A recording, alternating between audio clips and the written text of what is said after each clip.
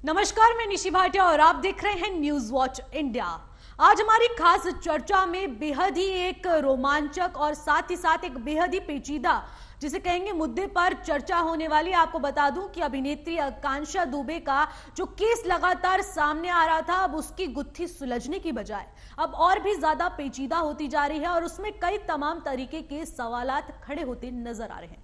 आपको बता दूं कि आकांक्षा दुबे का 26 मार्च को संदिग्ध परिस्थितियों में सारनाथ के एक होटल में शव पाया गया, जिसके बाद तरह तरह के कयास लगाए जा रहे हैं कि वो एक सुसाइड है या फिर मर्डर है या फिर एक सोची समझी साजिश के चलते ये सब रचा गया है। तो इसको लेकर आज हमारी खास चर्चा में मेरे साथ मेरी दो सहयोगी मौजूद हैं।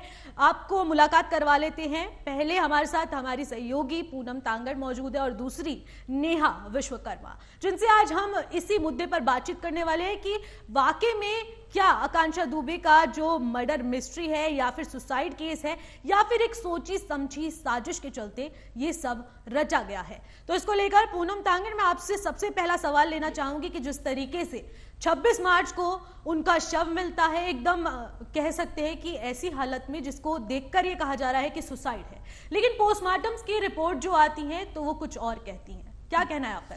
बिल्कुल निशी, ये पहला ऐसा मामला नहीं है।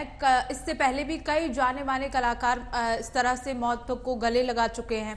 तो जिस तरह से पहले ये कहा जा रहा था कि ये सुसाइड है, लेकिन फिर पोस्टमार्टम की रिपोर्ट आई। पोस्टमार्टम के बाद ये साफ हो गया है कि सुसाइड नहीं है, क्योंकि जिस तरह से आकांक्षा की कलाई पर निशान पाए गए, उसके पेट में भी एक तरह का लिक्विड मिला था पुलिस को, तो उस हिसाब से हम कह नहीं सकते कि सुसाइड किया है। अब मामला जो है वो आज इस मामले को 11 दिन हो गए हैं और ऐसे में समर सिंह को गिरफ्तार भी कर लिया है।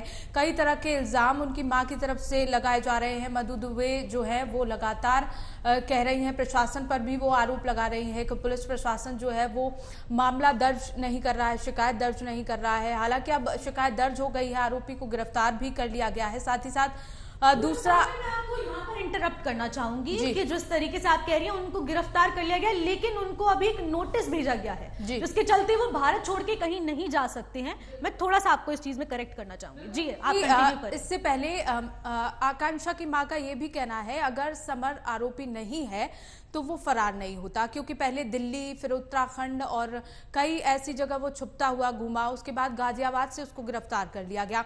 तो अब तमाम जो सवाल थे उनके जवाब कहीं ना कहीं अब मिल सकते हैं, क्योंकि अब आरोपी जो था वो गिरफ्तार हो गया है और कहीं ना कहीं कई तरह के सवाल मन में उठते हैं। क्या तनाव की वजह से आकांक्षा ने ये कदम उठाया या किसी तरह का दबाव उस पर बनाया जा रहा था? क्योंकि आरोप जो लग रहे हैं समर पर, वो लगातार ये लगाए जा रहे हैं कि जो आकांक्षा दुबे को ब्लैकमेल किया जा रहा था, उसके जो भी पैसे थे, उसकी जो भी कमाई थी, वो समर अपने पास रख रहा था। साथ ही साथ अश्लील वीडियो जो आकांक्षा दुबे का था उसको भी वायरल करने की धमकी लगातार समर की ओर से दी जा रही थी। तो तमाम ऐसे सवाल हैं जिनका खुलासा होना अभी बाकी है। बिल्कुल, जैसे पूनम आप बता रही हैं कि तमाम तरीके के वीडियोस भी सामने आ रहे हैं जिसमें वो उसको लेकर ब्लैकमेलिंग समर उनके साथ करता था। तो अब नेहा, मैं आपसे यही सवाल लेना चाहूंगी कि जिस तरीके से समर लगातार एक वीडियो को लेकर, और ये बताया जा रहा है कि वो एक रिलेशनशिप में थे, जिसको लेकर जो प्रोड्यूसर और एक सिंगर है समर सिंह, वो लगातार उनको ब्लैकमेल कर रहे थे और तरह तरह से धमकियां दे रहे थे कि अगर वो उनके पैसे भी ले लेते थे और उनको काम भी नहीं करने देते, तो क्या जो ये चीजें सामने आ रही हैं वो किस हद तक सच है और किस हद तक झूठ? देखिए निशी, इसमें क्या सच है और क्या नहीं ये तो जांच पूरी होने के बाद ही पता चलेगा। लेकिन जैसा कि पोस्टमार्टम रिपोर्ट में भी सामने आ चुका है कि आकांक्षा के पेट में एक तरह का लिक्विड मिला है। इसके साथ ही उनकी मां का भी कहना है कि उनकी कलाई पर चोट के निशान थे। इस तरह की जो कई बातें हैं वो सीधे तौर पर हत्या की ओर इशारा करती हैं। हालांकि फिलहाल जो है वो समर गिरफ्तार हो चुके हैं। कमिश्नरेट ने, जो वाराणसी कमिश्नरेट है, उन्होंने उसको गिरफ्तार किया। लेकिन यहाँ पर देखने वाली बात यह है कि जब आपके साथ इस तरह की चीजें होती है, चाहे वो ब्लैकमेलिंग हो या कोई भी वीडियो का होता है, उस वक्त आपको खड़े होने की जरूरत होती है। और अगर आप किसी से शेयर नहीं करते हैं तो या तो आपका अब यहाँ पर ये मर्डर या आत्महत्या ये अभी खुलना बाकी है। लेकिन इस तरह की जो भी चीजें होती हैं वो होती क्यों है, यहाँ पर ये सोचने वाली बात है। क्योंकि हमने पिछले इसी साल में कह लीजिए आप, हमने एक और ऐसा ही एक जो केस था वो देखा। इसके पहले सुशांत सिंह थे, इसके पहले प्रत्युषा बनर्जी थी। ऐसे कई लोगों को हमने देखा है जिनकी जो मौत है वो मिस्ट्री ही रह गई है। अलादीन जो एक नाटक आता था उसकी एक्ट्रेस तुनिशा भी इसी साल का ये केस भी कहा जा सकता है। जी, तो मेरा यही मानना है इस चीज में कि जब भी इस तरह का मर्डर होता है जिसको आत्महत्या का रूप दिया जाता है या फिर कुछ भी ऐसी चीज होती है तो उसकी अभी अब इन चाहे सुशांत सिंह का मामला हो वो पूरी तरह से दबकर रह गया, जब भी ऐसा कोई मामला आता है तो वो थोड़े दिन तो लाइमलाइट में रहता है, उसके बाद वो दब जाता है। इस पर भी चर्चा होनी चाहिए। और जो रही बात आकांक्षा की, तो इनकी अभी जांच चल रही है, इस पर आगे क्या खुलासा होता है ये तो जांच पूरी होने के बाद ही पता चलेगा। लेकिन जिस तरह से उनकी मां के बयान सामने आ रहे हैं और पुलिस ने भी जांच में जो बताया कि पोस्टमार्टम में उनके पेट में एक लिक्विड मिला है, इससे सीधे तौर पर हत्या की ओर तो शक जा ही रहा है और आगे देखने में पता चलेगा, जांच में सामने आएगा कि आगे क्या होने वाला है। पर जिस तरीके से पूनम, मैं आपसे सवाल लेना चाहूंगी कि एक तरफ से पोस्टमार्टम से पहले पुलिस आशंका जताती है कि उन्होंने पहले शराब पी, फिर उसके बाद उन्होंने सुसाइड अटेम्प्ट किया, लेकिन पोस्टमार्टम की रिपोर्ट्स आती हैं तो उसमें साफ हो जाता है कि उन्होंने पहले तो फांसी का फंदा लगाने की जो कोशिश की वो उनके गले पर निशान है। इसी के अलावा उनके पेट पर एक ब्राउन कलर का एक लिक्विड पाया गया है जब पोस्टमार्टम हुआ।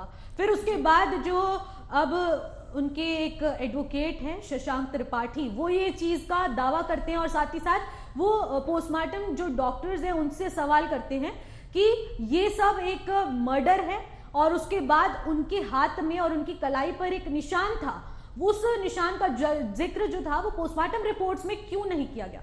जी बिल्कुल निश्चित, जब तक मुख्य आरोपी नहीं पकड़ा जाता तब तक कई ऐसे तथ्य सामने आते हैं जिनको लेकर ये साफ नहीं हो पाता कि मर्डर है या सुसाइड है या किसी को इतना तनाव दिया गया है कि वो आमदा हो गया आत्महत्या करने के लिए। तो जिस तरह से अब मुख्य आरोपी को पकड़ा गया है, अब जो तथ्य हैं वो धीरे धीरे खुलकर सामने आएंगे। इससे पहले उनकी माँ जो है वो लगातार आरोप समर पर ही लगा रही है। इसमें एक मुख्य आरोपी दूसरा भी है जिसकी तलाश प्रशासन द्वारा की जा रही है, लेकिन उनकी माँ का कहना है कि जिस तरह से उसने दबाव बनाया उसकी लड़की पर, पैसे और साथ ही साथ समर ये भी दबाव बनाता था आकांक्षा पर कि वो किसी और के साथ इंडस्ट्री में काम नहीं कर सकती, वो सिर्फ समर के साथ काम कर सकती है।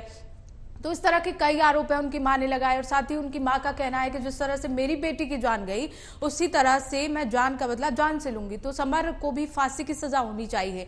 तो कई तरह के तथ्य होते हैं निश्चित, इसमें तनाव भी, डिप्रेशन भी एक बड़ा फैक्टर निकलकर उभरकर सामने आता है। डिप्रेशन की वजह से भी लोग इस तरह का व्यवहार करते हैं, लेकिन आकांक्षा दुबे के मामले में जो तथ्य हैं वो दूसरी ओर इशारा कर रहे हैं, क्योंकि जिस तरह से पोस्टमार्टम की रिपोर्ट आने से पहले कहा गया था कि आकांक्षा ने शराब का सेवन किया था ऐसा कुछ, या खुद ही आत्महत्या की, खुद उन्होंने अपनी जो जिंदगी है, जीवन लीला है वो समाप्त की, लेकिन पोस्टमार्टम आने के बाद जो तथ्य हैं वो पूरी तरह से पलट गए। तो कहीं ना कहीं अब जो मुख्य आरोपी है वो अब गिरफ्त में है, तो सवाल बहुत है, उसके धीरे धीरे ही जवाब सामने आएंगे और कई खुलासे इसको लेकर आगे हो सकते हैं। इसी से मैं आपसे एक सवाल लेना चाहूंगी कि पहले ऐसा होता है कि बॉलीवुड इंडस्ट्रीज में आजकल ये केसेस ज्यादा देखने को मिल रहे हैं कि दोनों ही एकदम ऑफिशियल बैकग्राउंड से होते हैं, कोई प्रोड्यूसर होता है तो कोई सिंगर या एक्ट्रेसेस, और ये जो तालमेल रिलेशनशिप में आने का जो एक कह सकते हैं कि तौर रवैया जो है वो निकल जाता है। फिर उसके बाद जब एक सुसाइड अटेम्प्ट कर लेता है तो दूसरे पर सारा आरोप आ जाता है क्योंकि वो एक साथ रह रहे होते हैं। तो इसको लेकर ये तमाम चीजें क्यों सामने आ रही है और आजकल के दौर में ऐसा सब क्यों? ये एक सोचने वाली बात है, क्योंकि लगातार ऐसे मामले सामने आ रहे हैं, चाहे वो लिव इन रिलेशनशिप को लेकर हो या फिर इस तरह के रिलेशनशिप को लेकर हो। एक ही प्रोफेशन में दो लोग काम करते हैं और उसके बाद ये सामने आता है कि एक पर आरोप लगता है दूसरे की हत्या का। तो ये बहुत ही ज़्यादा जो ऐसे मामले हैं वो निकल कर सामने आ रहे हैं। इंडस्ट्री कोई भी हो, जैसे आपने बात की कि फिल्म इंडस्ट्री में, बॉलीवुड इंडस्ट्री कोई भी हो, लेकिन जिस तरह से मामले हैं वो लगातार जो है एक दूसरे से मिले जुले हैं। अगर एक इंसान किसी दूसरे इंसान पर दबाव बना रहा है तो वो तनाव में है, उसको लेकर कहीं ना कहीं एक इंसान इस तरह का कदम उठाने के लिए मजबूर हो जाता है।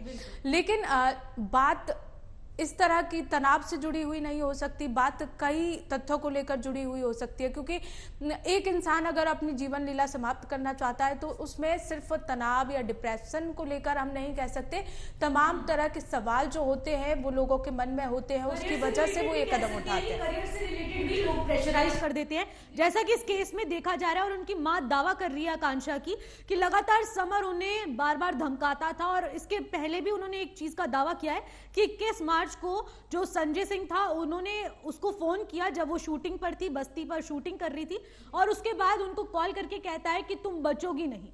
तो ये एक बहुत बड़ा सवाल है, जब माँ ऐसे ये बात का दावा कर रही है तो ये तमाम सवालात पैदा कर लेता है कि आखिरकार ऐसा क्यों, तमाम तरीके की धमकियां उन्हें क्यों मिल रही थी।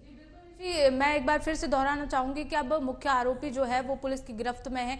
इन सभी सवालों के जवाब अभी आने बाकी हैं।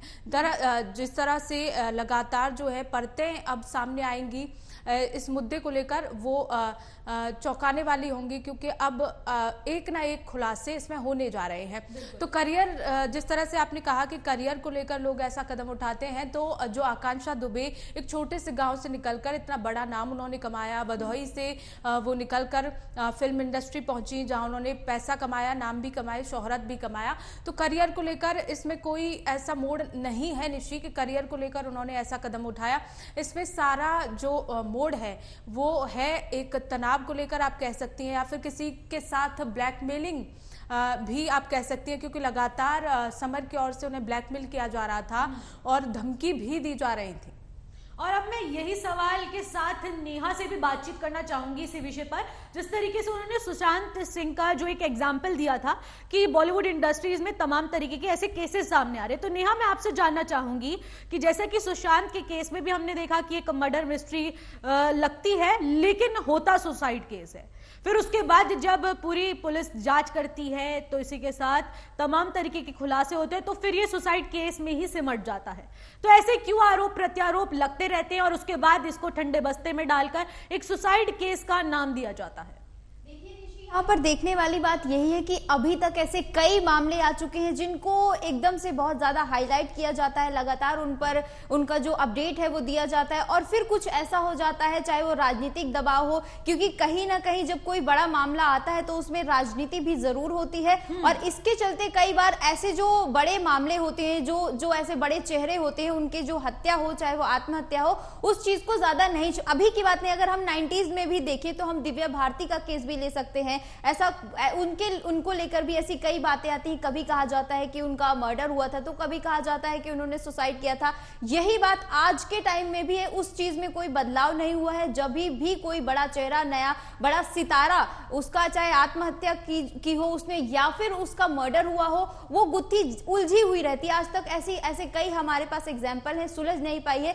तो अब देखने वाली बात ये होगी कि आकांक्षा दुबे को इंसाफ मिल पाता है या नहीं, चाहे उन्होंने आत्महत्या की हो, चाहे उनका मर्डर हुआ हो, या वो ब्लैकमेलिंग का शिकार हुई, डिप्रेशन का शिकार हुई, सारा मामला ये यहाँ पर हमारे सामने आना चाहिए। कि एक और सवाल लेना चाहूंगी, जब आपने राजनीति का जिक्र किया तो इसमें एक और नया खुलासा होता हुआ नजर आ रहा है कि इसमें सपा नेता शिवपाल यादव भी कहीं ना कहीं जुड़ते नजर आ रहे हैं। तो इसको लेकर क्या आप कुछ जानती हैं, इसमें क्या कुछ लगता है आपको? देखिए, अभी मैं ज्यादा राजनीति पर इस पर कमेंट नहीं करना चाहूंगी, क्योंकि शिवपाल यादव का उनका भी अपना कुछ मानना हो सकता है। मेरा सिर्फ कहना यह है कि जब भी कोई मर्डर होता है उस पर पूरी तरह से प्रशासन जो जिम्मेदार होता है राज्य का, उसको उस पर ध्यान देना चाहिए, ताकि उसकी निष्पक्ष जांच हो और जो दोषी हो उसके खिलाफ सख्त कार्रवाई होनी चाहिए। और रही बात ब्लैकमेलिंग की, उसकी अगर किसी लड़की की माँ इस तरह की बातें करती है, सुशांत सिंह का जो परिवार था वो भी लगातार कहता रहा कि मर्डर है, तो इस तरह की जो तमाम चीजें होती हैं उन सभी को जोड़कर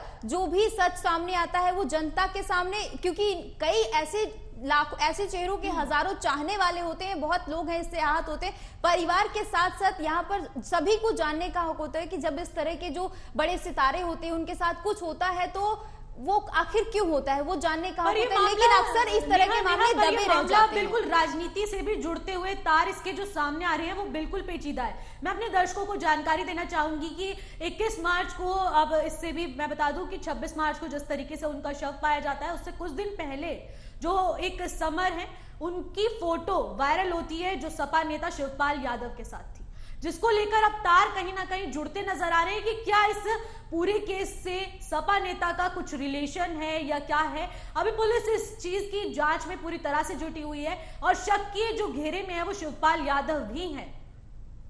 तो इसको लेकर अब और अब देख सकते हैं कि जिस तरीके से एक सिंगर है समर सिंह, तो उसको लेकर और भी तमाम चीजें साफ हो रही हैं और पुलिस ये भी चीजें कह रही है, कई और भी कह रहे हैं कि हो सकता है कि वो फोटो पहले की हो जो बाद में अपलोड की गई हो, या फिर एक सिंगर है होने के नाते वो किसी पॉलिटिशियन से मुलाकात करते हुए उन्होंने वो फोटो पोस्ट की हो। लेकिन ऐसा सब क्यों सामने आ रहा है, ये एक अपने आप में सवाल है। तो लेकिन अब मैं आपसे एक और सवाल लेना चाहूंगी पूनम जी, कि जिस तरीके से आप कह रहे हैं कि बॉलीवुड में जो चाल चलन चलता आ रहा है कि लिव इन रिलेशनशिप से जुड़ा, तो लिव इन रिलेशनशिप जो हमारी फॉरेन पॉलिसी के थ्रू एक तरह से इंडिया में ग्लोबलाइजेशन के थ्रू आया है, तो इसको लेकर इंडियन कल्चर पर इसका क्या कुछ इम्पैक्ट नजर आ रहा है, क्योंकि लगातार ऐसे केस बार बार सामने आ रहे हैं। बिल्कुल, कल्चर जो भी हो, फॉरेन हो या हमारे इंडिया का हो, देसी हो, लेकिन कल्चर बहुत ही ज़्यादा जो इफेक्ट है वो लोगों के दिमाग पर डालता है। एक खबर है कि आकांक्षा दुबे इससे पहले कुछ दिन पहले डिप्रेशन में रह चुकी हैं, वो तनाव से जूझती रहीं, उसके बाद वो धीरे धीरे अपनी लाइफ को स्थिर कर रही हैं, इसके बाद और उन्होंने ये कदम उठा लिया। तो कहीं ना कहीं जो लिव इन रिलेशनशिप के बारे में आपने बात कही, लिव इन में रहने की बात, तो मोस्टली इंडिया में ज़्यादातर लोग जो हैं जो घर से कमाने खाने के लिए बाहर निकलते हैं, इंडिपेंडेंट होने के लिए घर से बाहर आते हैं, वो मोस्टली इसी तरह के रिलेशनशिप में आपको नजर आ जाएंगे। और जिस तरीके से फिर ये सब चीजें सामने आती है कि वो एक साथ रहते हैं और फिर निक्की साहिल जैसे भी केस सामने आ जाता है। हमने अपने दर्शकों को बताना चाहूंगी कि कुछ समय पहले हमने भी एक प्रोग्राम की कवरेज की थी, जो हम इंडिया गेट पर जाके हमने लोगों से बातचीत करी थी, जिसमें हमने लोगों से उनकी राय जानी थी, चाहे वो एक यंग एज की हो चाहे वो ओल्ड एज की हो।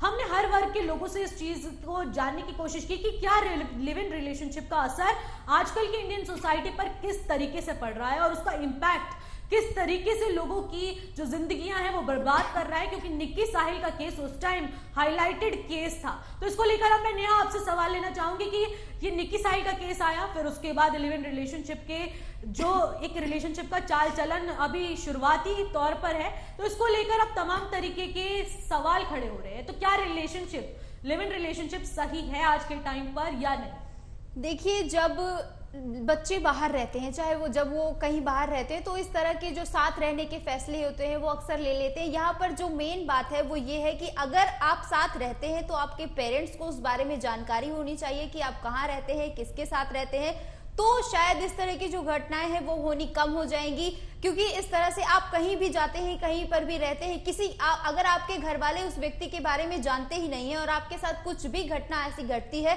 तो उसके किसके आधार पर होगा? इसमें ये होता है कि पुलिस महीनों तक व्यक्ति को ढूंढती रहती है।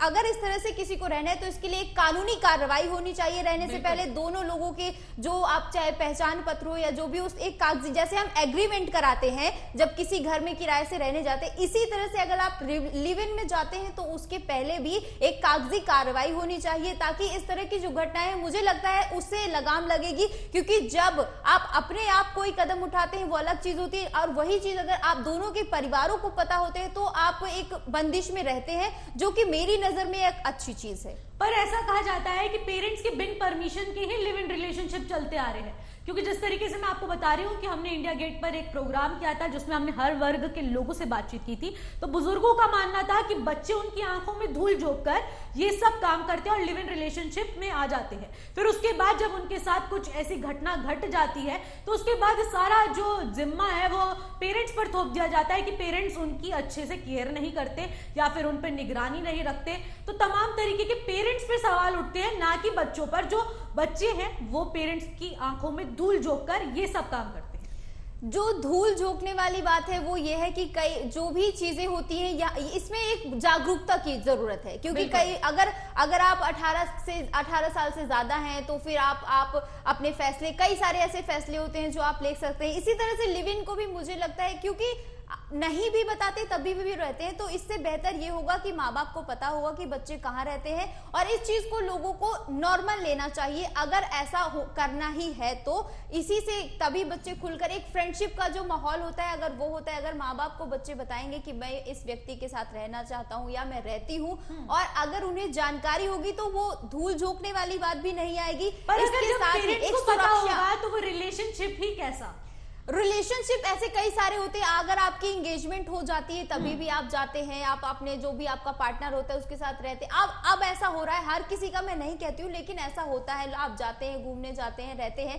तो इसी तरह से अगर आप जहां पर एक वो होता है कि आपको रहना ही है, तो फिर आप रह सकते हैं, क्योंकि मैं ये नहीं कह सकती कि ठीक है नहीं रहना बंद कर देंगे या इस तरह की चीजें तो कभी नहीं हो सकती। इसका सिर्फ एक ही सॉल्यूशन है कि इस चीज की जानकारी पेरेंट्स को होनी चाहिए, उन्हें ये समझना चाहिए कि उससे बेहतर है कि बच्चे बिना बताए रहें, वो हमें बता कर रहे हैं, उन्हें इस चीज को नॉर्मल लेना होगा, ऐसा मुझे लगता है। पूनम से भी यही सवाल लेना चाहूंगी कि जिस तरीके से पेरेंट्स का कई बयान आया था कि अगर आप शादी से पहले ऐसे संबंधों में रहते हैं या फिर किसी के साथ रिलेशनशिप में रहते हैं तो वो चार्म खत्म हो जाता है, ऐसा पेरेंट्स का मानना था। तो इसको लेकर क्या तमाम तरीके के जो तथ्य सामने आ रहे हैं, क्योंकि जो यंग जनरेशन है वो यही कह रही है कि प्यार सिर्फ शादी से पहले जो रिलेशनशिप में हम लोग रहते हैं तो तब तक वो अच्छा रहता है, लेकिन शादी के बाद फिर बहुत ज्यादा कह सकते हैं कि तनाव वाली बातें सामने आ जाती हैं, जो क्लैशेस होने लग जाते हैं रिलेशनशिप में। पर ऐसा क्यों? क्योंकि वो एक दूसरे को जानने लग जाते हैं, इसके बाद ही वो ऐसा कुछ डिसीजन लेते हैं। तो लेकिन आपका क्या मानना है इसमें कि क्या प्यार शादी से पहले वाला सही है, शादी के बाद वाला? जी बिल्कुल निशी, इस देश में right to speech, right to freedom, right to living रखने की पॉलिसी है। और इसी के चलते आजकल हम देख रहे हैं कि मेट्रो में जिस तरह से एक वीडियो वायरल हुआ रिदम चन्ना नाम की लड़की का, तो उसने भी यही कहा कि राइट टू फ्रीडम के जरिए उसने इस तरह के कपड़े पहने। तो एक दायरे में, एक लिमिट में रह के ये सब चीजें की जा सकती हैं। अगर दायरे से बाहर कोई भी चीज जाती है तो वो फैटली होती है, चाहे कोई भी इस दायरे को पार करे, चाहे वो कोई भी हो, चाहे पेरेंट्स हो, चाहे बच्चे हो, चाहे जो इंडिपेंडेंट लोग हैं वो हो, तो वो उनकी लाइफ के लिए फैटली होता है। तो अब मैं आप लोगों से एक फाइनल कमेंट लेना चाहूंगी जल्दी से, और मैं नेहा आपसे ले लेती हूँ पहला फाइनल कमेंट कि जिस तरीके से तमाम तरीके की जो बातें सामने आ रही, तो आपके हिसाब से live in relationship is okay और नॉट ओके? आपके हिसाब से? मेरे हिसाब से लिव इन रिलेशनशिप ओके है, लेकिन उस बारे में आपके माँ बाप को जानकारी होनी चाहिए और इसके लिए प्रॉपर एक कानून बनना चाहिए कि अगर आप लिव इन रिलेशनशिप में जाते हैं तो आपको कागजी कार्रवाई पूरी करनी पड़ेगी। ऐसा नहीं है कि आप कभी भी रहें और कभी भी छोड़कर चले जाएं। और पूनम, मैं आपसे जानना चाहूंगी कि अगर ये सब लिव इन रिलेशनशिप का चाल चलन चलता भी है तो इसके बाद जो घटनाएं होती हैं तो इसका क्या कुछ अंजाम आजकल की सोसाइटी पर पड़ रहा है, ये चीजें किस हद तक सही है? बिल्कुल निश्चित, जिस तरह से आप भी देख पा रहे हैं कि जिस तरह की ये घटनाएं घट रही हैं उनसे कहीं ना कहीं नुकसान ही हो रहा है। लोगों की जिंदगियां ही जो आगे चलकर उनके लिए खतरा बन रही है। लगातार इसको लेकर लोग इस तरह के कदम उठा लेते हैं क्योंकि वो अग्रेशन में आ जाते हैं और डिप्रेशन में चले जाते हैं। तो इस तरह की चीजें लिव इन में रहते हुए खतरनाक साबित हो रही हैं लोगों के लिए। तो बहुत बहुत शुक्रिया हमारे साथ जुड़ने के लिए पूनम और नेहा। जिस तरीके से आपने तमाम बातें की है कि किस तरीके से लिव इन रिलेशनशिप सही होना चाहिए लेकिन एक प्रॉपर एग्रीमेंट के तहत, और इसके अलावा जो एडल्ट फ्रेंचाइजी के तहत 18 साल से जो ऊपर के बच्चे हो जाते हैं, बड़े हो जाते हैं, तो उसके बाद जो तमाम तरीके के राइट्स हैं वो उनके पास आ जाते हैं। तो इसको लेकर वही चीजें जो है साफ हो जाती है। लेकिन अब सवाल ये खड़ा हो रहा है कि आकांक्षा जो केस है उसमें जो भी हमने डिस्कशन किया है अपनी एंकर्स के साथ, उन्होंने यही कहा है कि अभी तक इसकी जो फाइनल रिपोर्ट्स हैं वो आनी बाकी है। अभी पुलिस इस जांच में जुटी हुई है कि असल में कौन है इस पूरी जो केस का भागीदारी, या फिर हो भी सकता है ना, नहीं भी हो सकता है, या फिर एक सोची समझी साजिश के तहत ये एक केस को पूरा रचा गया है। तो ये एक अपने आप में सवाल होने वाला है और इसको लेकर जल्द ही खुलासा होने वाला है। तो आप हमारे साथ बने रहिएगा और देखते रहिएगा न्यूज वॉच इंडिया। हम जल्द आपके साथ फिर मुलाकात करेंगे एक नई चर्चा के साथ।